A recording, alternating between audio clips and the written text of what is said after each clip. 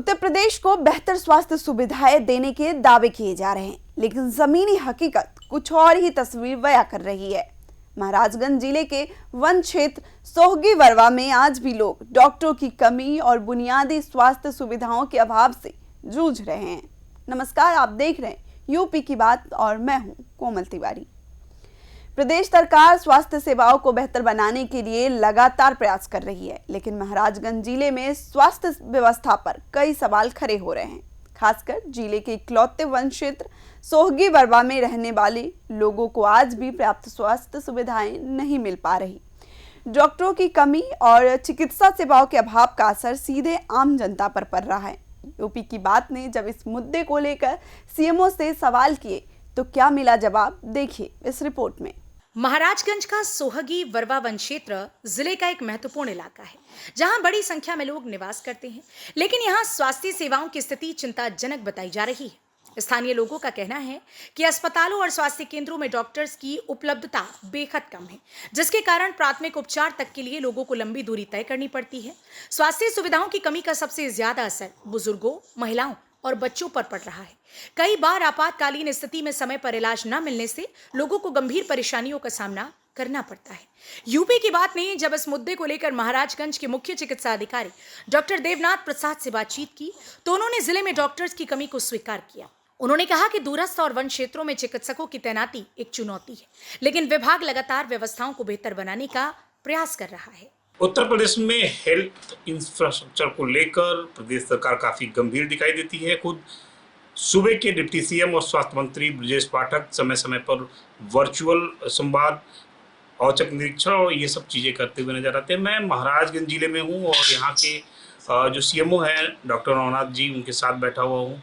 समझने की कोशिश करेंगे कि जनपद में किस तरह की जो स्वास्थ्य सेवाएं हैं उनको दुरुस्त किया गया है और आगे जो मानसून आ रहा है उसको लेकर किस तरह से जलजनित बीमारियों से बचने का जो एक टीम तैयार किया गया है, जो स्कीम तैयार किया गया है, इन सब बातों पर हम विस्तार पूर्वक चर्चा करेंगे, जानकारी लेंगे।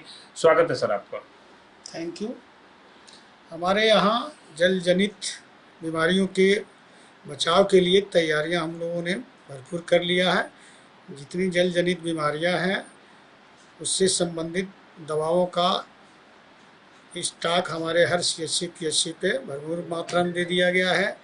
दूषित पानी को साफ करने के लिए क्लोरीन टैबलेट और ब्लीचिंग पाउडर की उपलब्धता हर पीएचसी सीएचसी पे पहुंच गई है। बाढ़ को देखते हुए हमारे हर ब्लॉक पे रैपिड रिस्पांस टीम भी बनी हुई है, मोबाइल टीम है और बाढ़ चौकी जो है पूरे ज़िले में 29 बाढ़ चौकियां हैं, जिस पे हमारी मेडिकल टीम भी वहां के लिए नियुक्त कर दी गई है। जैसे ऐसी आपदा स्थिति आती है हमारी सभी जो है कर्मचारी जो है एक्टिव हो जाएंगे और जो है कार्य को जो है अपना संपादित करेंगे। कितने ऐसे पीएससी और सीएससी हैं जिनको आप अपग्रेड करने के लिए सोच रहे हैं?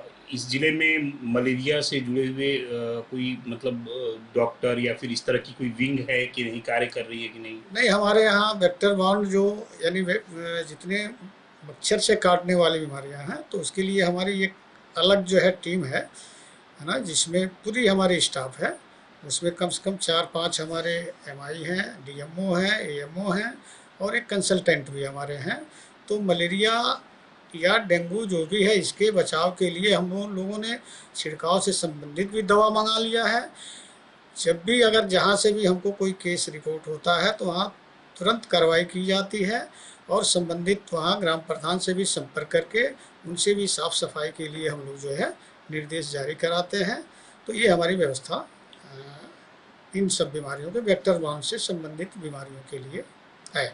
महाराजगंज जनपद का एक किनारे का अंश आता है सोहगी वरवा। वहाँ के लोगों की शिकायत है कि वहाँ पे डॉक्टर समय से नहीं पहुँचते या फिर कोई इस तरह की मेडिकल फैकल्टी नहीं है, तो उसको लेकर क्या सोच रहे हैं, कैसे देख रहे हैं? नहीं, अभी तो वहाँ हमारे ह्यूमन रिसोर्स यानी मैन पावर की अभी कोई जो है व्यवस्था नहीं हो पाई है। शासन से हम लोगों ने डिमांड उसके लिए किया गया है।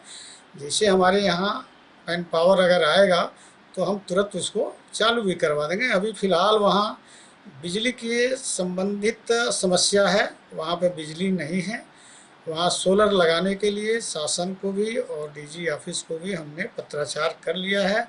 हम अपने डिस्ट्रिक्ट मजिस्ट्रेट के भी तरफ से जो है पत्र जो है भिजवाया है। जैसे वहाँ विद्युत व्यवस्था भी अगर हमारी सही हो जाएगी तो हमारा हॉस्पिटल वो भी चलना शुरू हो जाएगा। एक अंतिम सवाल ये है कि कितने सीएससी पीएससी को आप अपग्रेड करने जा रहे हैं? क्या कुछ और मैन पावर बढ़ाने जा रहे हैं या फिर कमी है, इस तरह की कोई बात?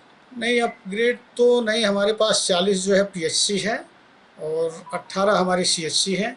इसमें 18 में हमारी सोहगी बरवाही अभी नहीं चल पा रही है। 17 हमारी सीएचसी रनिंग में है और 40 पीएचसी चल रही है। अभी नया कोई पीएचसी सीएचसी बनाने का या अपग्रेड करने का कोई अभी प्रस्ताव नहीं है। अभी आपने सुना महाराजगंज के सीएमओ डॉक्टर नवनाथ जी को, जिन्होंने बताया कि जो जलजनित बीमारियां हैं उनसे निपटने के लिए जो आरआरटी टीम है वो पूरी तरह से तैयार है। मैन पावर की कमी है और तमाम ऐसे एरियाज हैं जहां पे अभी जो डॉक्टर हैं वो भी जितने डॉक्टरों की तैनाती होनी चाहिए उसमें भी कमी है, लेकिन वो शासन स्तर पे इन्होंने पत्र लिख दिया है। इसके अलावा सोहगी बरवा और जो ज्वलंत मुद्दा था सोहगी बरवा का, उसको लेकर भी पूरी तरह से निष्पादित नजर आ रहे हैं सीएमओ साहब।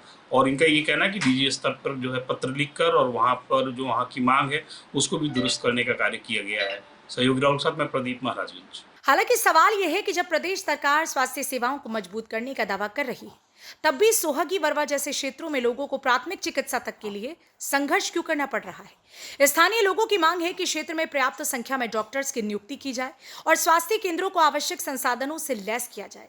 विशेषज्ञों का मानना है कि ग्रामीण और वन क्षेत्रों में स्वास्थ्य सेवाओं को मजबूत किए बिना सार्वभौमिक स्वास्थ्य सुविधा का लक्ष्य हासिल करना मुश्किल होगा।